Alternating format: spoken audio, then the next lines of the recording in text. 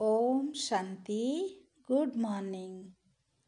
22/11/20 अव्यक्त बाप दादा प्रातः मुरली रिवाइज डेट 21/1/87। आज अव्यक्त वाणी का सार है स्वराज्य अधिकारी ही विश्व राज्य अधिकारी। आज भाग्य विधाता बाप अपने सर्वश्रेष्ठ भाग्यवान बच्चों को देख रहे हैं। बाप दादा के आगे अब भी सिर्फ यह संगठन नहीं है, लेकिन चारों ओर के भाग्यवान बच्चे सामने हैं। चाहे देश विदेश के किसी भी कोने में हैं, लेकिन बेहद का बाप बेहद बच्चों को देख रहे हैं। यह साकार वतन के अंदर स्थान की हद आ जाती है, लेकिन बेहद बाप की दृष्टि की सृष्टि बेहद है।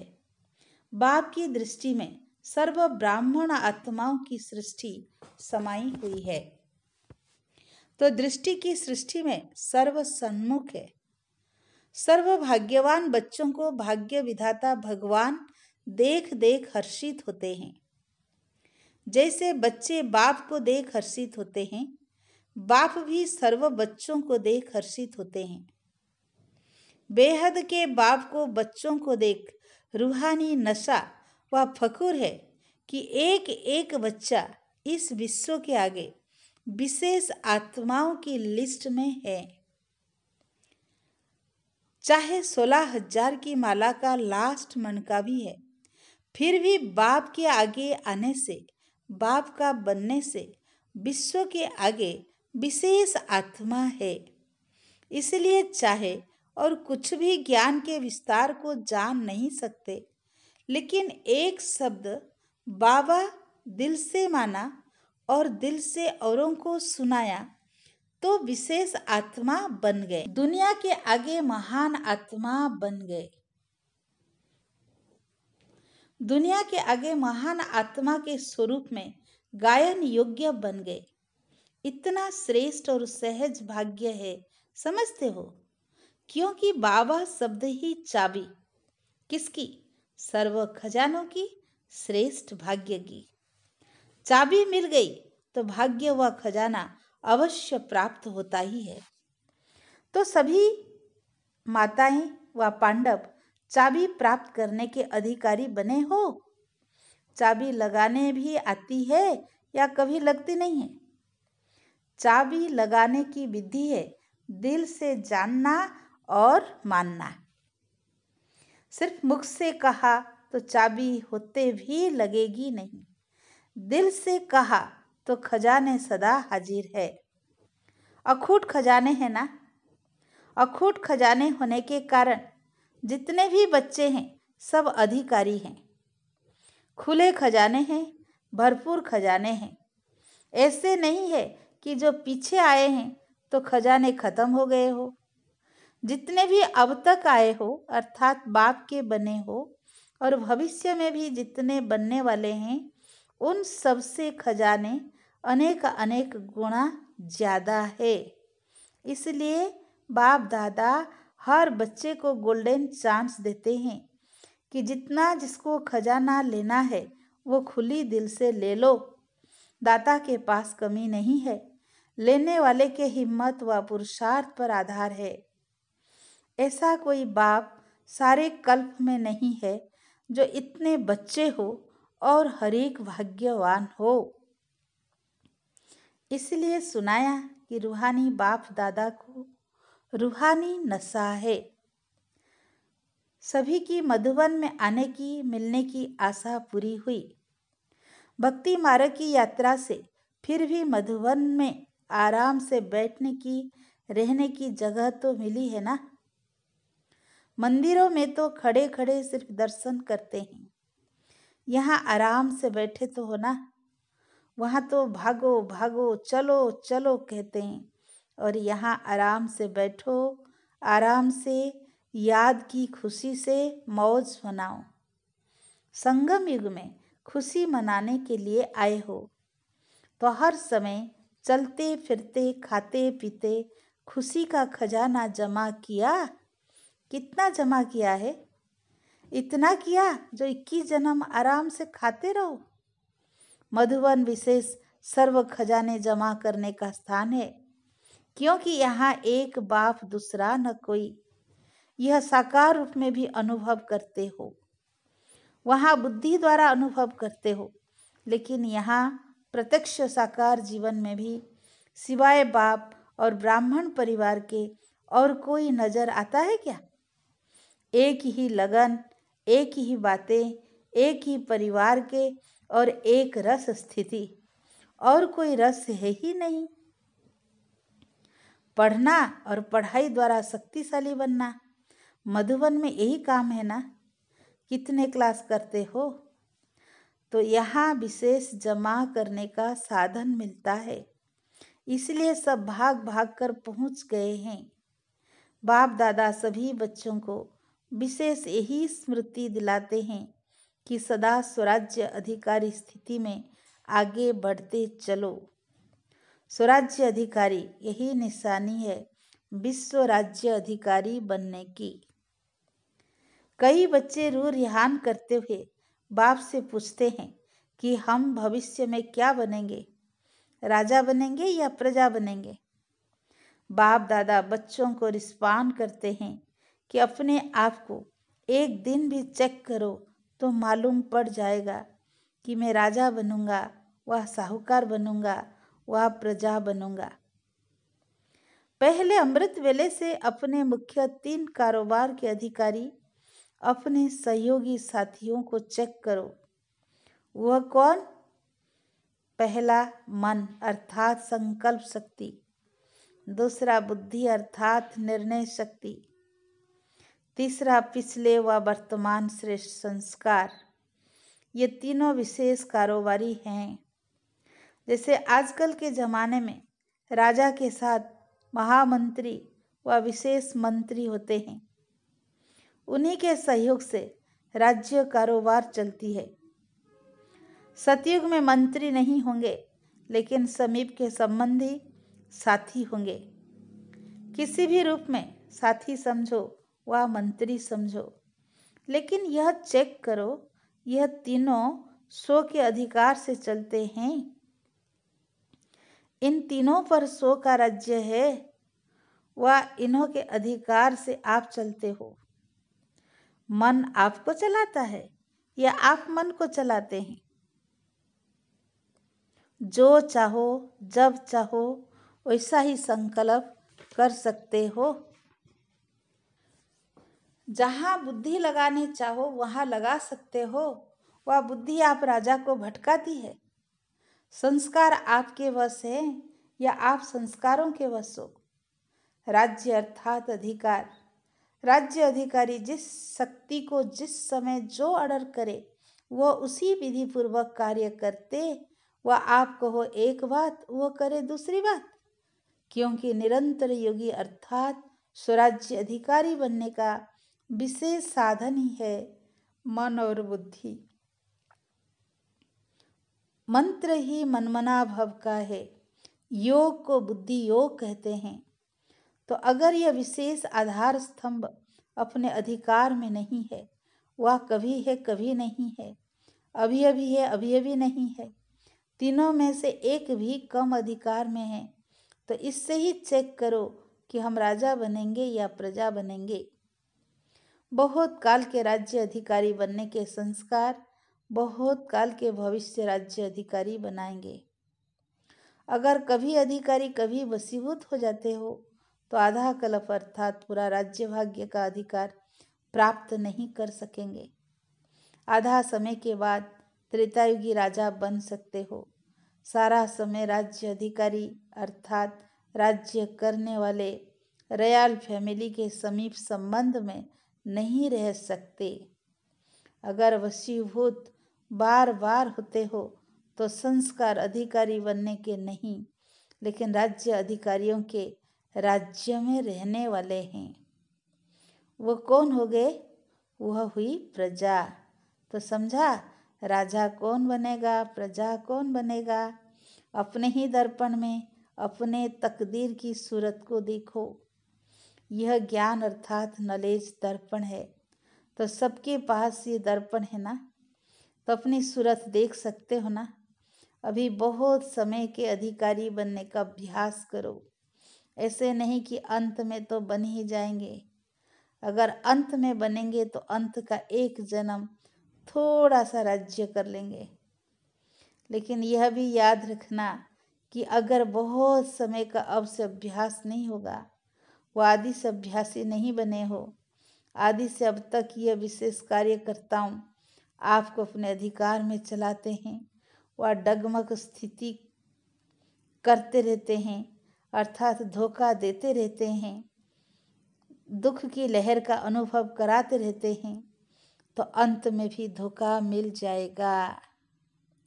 धोखा अर्थात दुख की लहर जरूर आएगी, तो अंत में भी पश्चाताप के दुख की लहर आएगी। इसलिए बाप दादा सभी बच्चों को फिर से स्मृति दिलाते हैं कि राजा बनो और अपने विशेष सहयोगी कर्मचारी व राज्य कारोबारी साथियों को अपने अधिकार से चलाओ। समझा? बाप दादा यही देखते हैं कि कौन कौन कितने स्वराज्य अधिकारी बने हैं। अच्छा, तो सब क्या बनने चाहते हो? राजा बनने चाहते हो? तो अभी स्वराज्य अधिकारी बने हो, वह यही कहते हो बन रहे हैं। बन तो जाएंगे, गे गे नहीं करना। जाएंगे तो बाप भी कहेंगे अच्छा, राज्य भाग्य देने को भी देख लेंगे। सुनाए ना, बहुत समय का संस्कार अभी से चाहिए। वैसे तो बहुत काल नहीं है, थोड़ा काल अभी है, लेकिन फिर भी इतने समय का भी अभ्यास नहीं होगा तो फिर लास्ट समय ये उल्हना नहीं देना।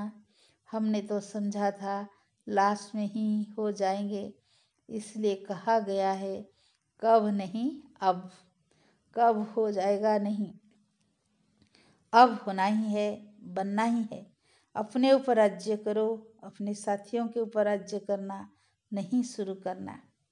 जिसका 100 पर राज्य है उसके आगे अभी भी स्नेह के कारण सर्व साथी भी, चाहे लौकिक चाहे अलौकिक, सभी जी हजूर हाँ जी कहते हुए साथी बन करके रहते हैं। स्नेही और साथी बन हाँ जी का पाठ प्रैक्टिकल में दिखाते हैं। जैसे प्रजा राजा की सहयोगी होती है, स्नेही होती है, ऐसे आपकी यह सर्व कर्म इंद्रियां, विशेष शक्तियां सदा आपके स्नेही सहयोगी रहेगी और इसका प्रभाव साकार में आपके सेवा के साथियों व लौकिक संबंधियों साथियों में पड़ेगा। दैवी परिवार में अधिकारी बन अड़र चलाना यह नहीं चल सकता। स्वयं अपनी कर्म इंद्रियों को अड़र में रखो तो स्वतः आपके अड़र करने के पहले ही सर्व साथी आपके कार्य में सहयोगी बनेंगे। स्वयं सहयोगी बनेंगे, अड़र करने की आवश्यकता नहीं। स्वयं अपने सहयोग की ऑफर करेंगे क्योंकि आप स्वराज्य अधिकारी हैं। जैसे राजा अर्थात दाता, तो दाता को कहना नहीं पड़ता अर्थात मांगना नहीं पड़ता, तो ऐसे स्वराज्य अधिकारी बनो। अच्छा, यह मेला भी ड्रामा में नोंद था। वाह ड्रामा कह रहे हैं ना। दूसरे लोग कभी हाय ड्रामा कहेंगे, कभी वाह ड्रामा, और आप सदा क्या कहते हो? वाह ड्रामा वाह। जब प्राप्ति होती है ना, तो प्राप्ति के आगे कोई मुश्किल नहीं लगता है। तो ऐसे ही जब इतने श्रेष्ठ परिवार से मिलने की प्राप्ति हो रही है तो कोई मुश्किल नहीं लगेगा। मुश्किल लगता है? खाने पर ठहरना पड़ता है। खाओ तो भी प्रभु के गुण गाओ, और क्यों में ठहरो तो भी प्रभु के गुण गाओ। यही काम करना है ना। यह भी रिहर्सल हो रही है, अभी तो कुछ भी नहीं है, अभी तो और वृद्धि होगी ना। ऐसे अपने को मोल्ड करने की आदत डालो, जैसा समय वैसे अपने आप को चला सके। तो पट में सोने की भी आदत पड़ गई ना। ऐसे तो नहीं, खटिया नहीं मिली तो नींद नहीं आएगी। टेंट में भी रहने की आदत पड़ गई ना। अच्छा लगा, ठंडी तो नहीं लगती। अभी सारे अब में टेंट लगाए। टेंट में सोना अच्छा लगा या कमरा चाहिए? याद है पहले पहले जब पाकिस्तान में थे तो महारथियों को ही पट में सुलाते थे। जो नामी ग्रामी महारथी होते थे उन्हों को हॉल में पट में टी फुट्टी 3 फुट देकर सुलाते थे। और जब ब्राह्मण परिवार की वृद्धि हुई तो भी कहाँ से शुरुआत की? टेंट से ही शुरू की ना। पहले पहले जो निकले वो भी टेंट में ही रहे। टेंट में रहने वाले सेंट हो गए। साकार पाठ होते भी टेंट में ही रहे। तो आप लोग भी अनुभव करेंगे ना। तो सभी हर रीति से खुश है। अच्छा, फिर और 10,000 मंगा के टेंट देंगे, प्रबंध करेंगे। सब नहाने के प्रबंध का सोचते हो, वो भी हो जाएगा। याद है जब यह हाल बना था तो सबने क्या कहा था?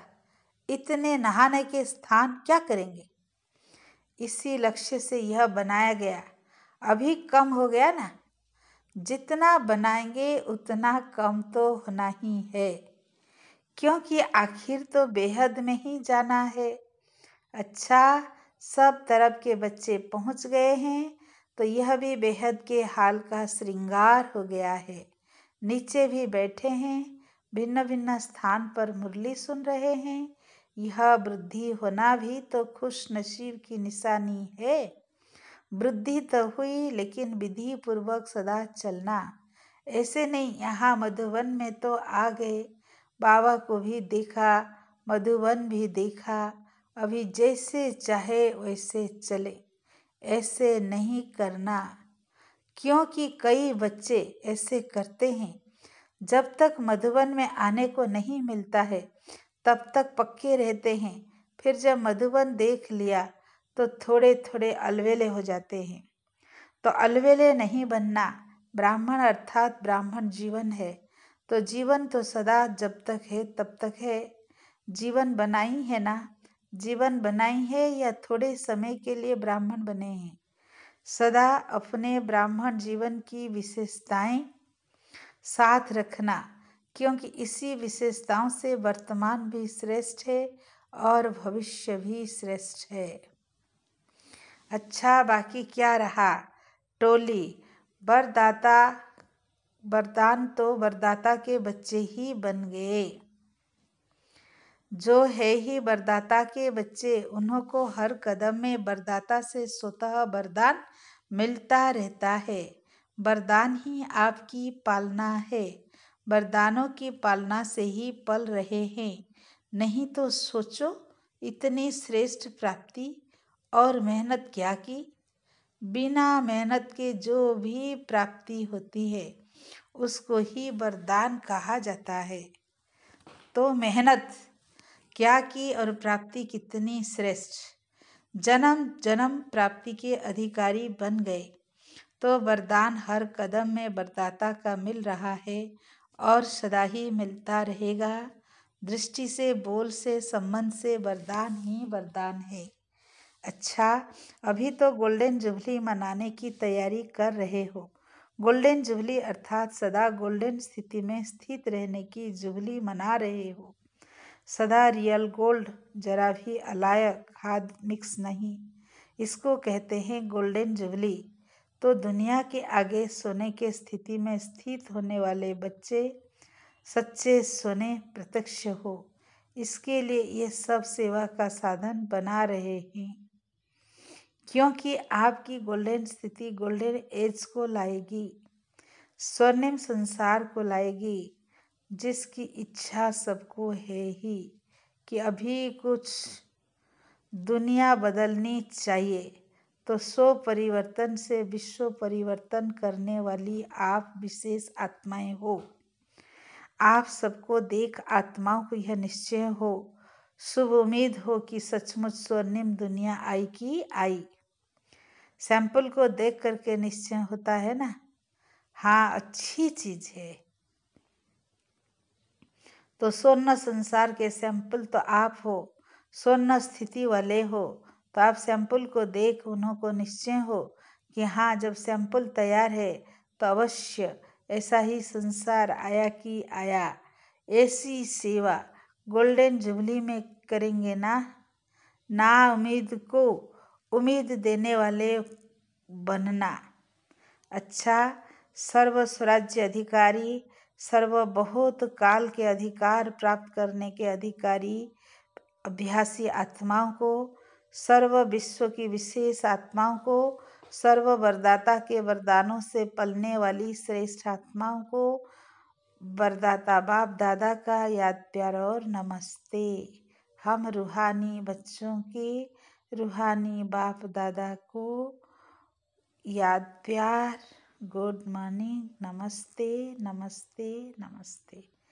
आज का वरदान, भटकती हुई आत्माओं को यथार्थ मंजिल दिखाने वाले चैतन्य लाइट माइट हाउस भव।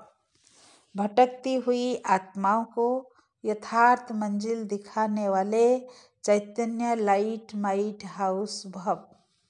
किसी भी भटकती हुई आत्मा को यथार्थ मंजिल दिखाने के लिए चैतन्य लाइट माइट हाउस बनो। इसके लिए 2 बातें ध्यान पर रहे। हर आत्मा की चाहना को परखना, जैसे योग्य डॉक्टर उसे कहा जाता है जो नब्ज को जानता है, ऐसे परखने की शक्ति को सदा यूज करना। ये पहला पॉइंट। दूसरा, सदा अपने पास सर्व खजानों का अनुभव कायम रखना। सदा ये लक्ष्य रखना कि सुनाना नहीं है, लेकिन सर्व संबंधों का, सर्व शक्तियों का अनुभव अब कराना है। सुनाना नहीं, अनुभव कराना है। आज का स्लोगन, दूसरों की करेक्शन करने के बजाय एक बाप से ठीक कनेक्शन रखो। दूसरों की करेक्शन करने के बजाय एक बाप से ठीक कनेक्शन रखो। अच्छा, ओम शांति।